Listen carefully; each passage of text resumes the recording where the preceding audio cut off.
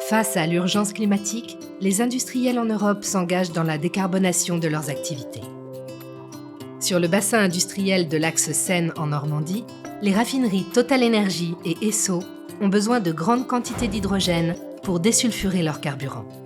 Air Liquide produit sur ce bassin de l'hydrogène à partir de gaz naturel depuis près de 20 ans. Comme ce processus émet du CO2, en 2015, Air Liquide lance à Port-Jérôme la première unité au monde de capture de ce CO2 grâce à la technologie CryoCap. Le CO2, capturé puis liquéfié, est ensuite utilisé dans certaines industries. Il pourra aussi être transporté par bateau en mer du Nord pour y être injecté dans d'anciens puits de gaz ou de pétrole. Aujourd'hui, Air Liquide, associé à Siemens Energy, va plus loin pour fournir de l'hydrogène renouvelable, c'est-à-dire de l'hydrogène produit par l'électrolyse de l'eau, à partir d'électricité fournie par des éoliennes et des panneaux photovoltaïques. Ce procédé ne produit pas de CO2.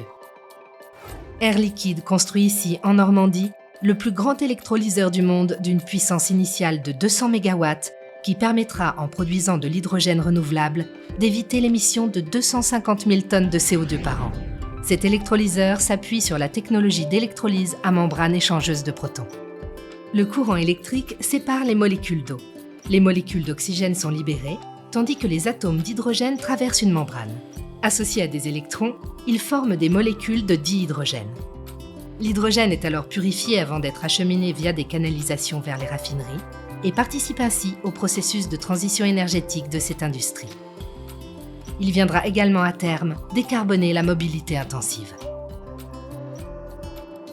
Air Liquide, fort de ses 50 ans d'expertise dans la production, le transport et la distribution de l'hydrogène, est donc tout naturellement un acteur majeur de la transition énergétique.